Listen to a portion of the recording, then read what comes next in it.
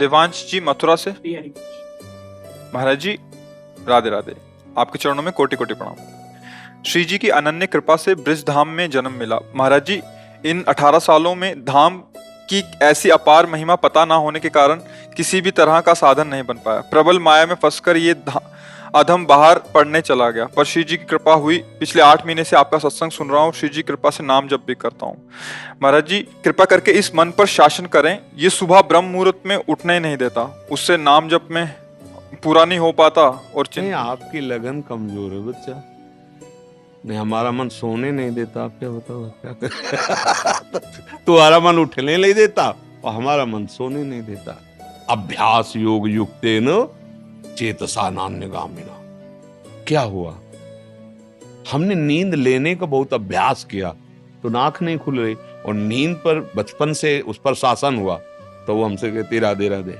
अब उससे कोई परेशानी, थोड़ा तो शरीर है ना प्राकृतिक, पर वैसी परेशानी नहीं होती कि सत्संग छूट गया, भजन छूट गया, अब तो हम विक्षिप्त, ऐसा नहीं होता। तो ऐसे ही आप अभ्यास कीजिए। आजकल तो सुविधा है, अलार्म लगा लीजिए तो आपको जगा देगा, आप जग गए। आप दिनचर्या करिए, कुछ दिन बाद बिना अलार्म के जग जाएंगे।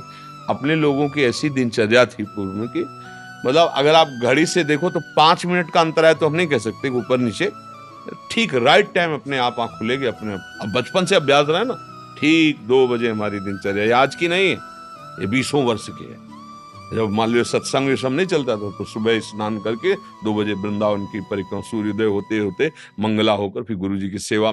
ऐसा तो हम अभ्यास कमजोर कर रहे हैं। अब किसी किसमें आशीर्वाद की जरूरत क्या, अभ्यास कीजिए।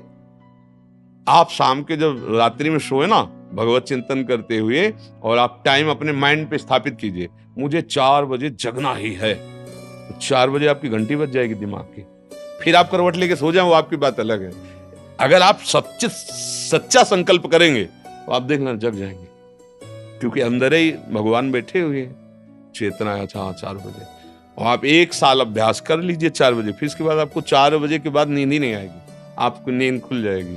अभ्यास योग युक्त है, ये नींद है, भोजन है। अब जैसे भोजन है, रोज आप आधा कवल बढ़ाते चले जाइए, धीरे धीरे डाइट बहुत अच्छी बढ़ती चली जाएगी, और आप घटाते जाइए तो 1 रोटी 2 रोटी में आपका काम चलने लगेगा।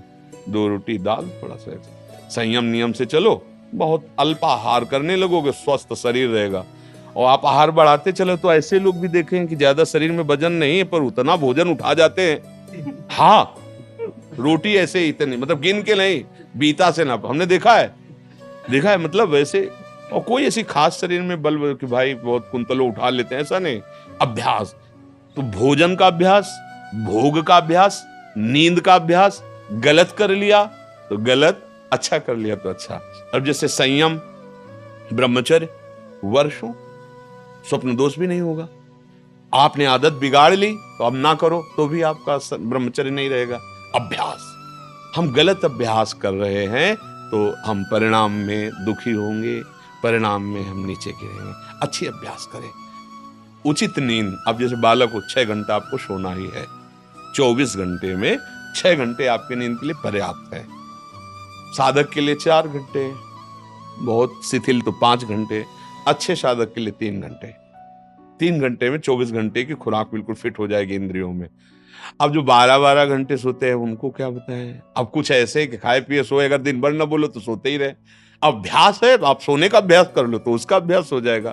अभ्यास है बच्चा, अभ्यास ठीक कर लो तो आपकी दिनचर्या ठीक हो जाएगी। ऐसा महाराज जी इसी विषय और एक तो प्रश्न आते हैं कि जो रात को लेट नौकरी से आते हैं, फिर महाराज जी वो सुबह थोड़ा सा लेट उठ सकते हैं महाराज जी?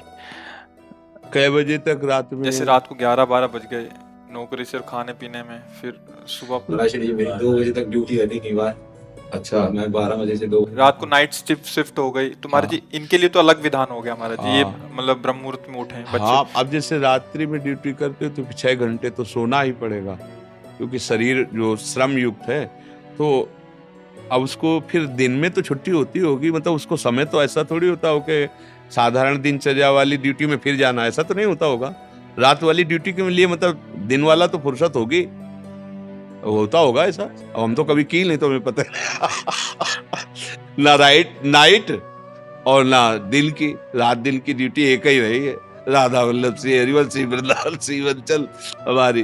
तो 6 घंटे सोने के लिए विधान जैसे है, तो अगर आपको पैसा कमाने की इच्छा हो तो उसके बाद भी ओवर टाइम कर सकते हैं, आप ड्यूटी कर सकते हैं ना। 2 बजे जगने के बाद आप सोचोगे यार 2 घंटे अगर और हम कर लेते हैं तो इतना मिल जाता है।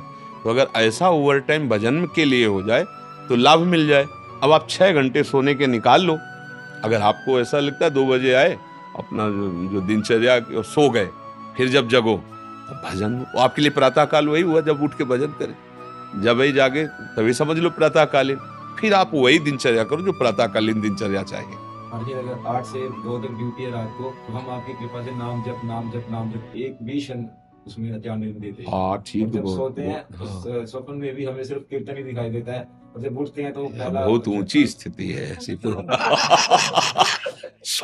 स्वप्न में और जागृत में हर समय प्रभु का चिंतन चलने लगे तो बहुत ऊंची स्थिति है। पर मनीराम को देखते रहना, बहुत कलाबाज हैं, बहुत कलाकार हैं। कभी कभी हमको सिद्ध अनुभव करा करके वो ऐसी जगह खड़ा कर देते हैं जहां लगता है कि यार तुम बहुत धोखे में डाल दिए हमें, ऐसा लगता है।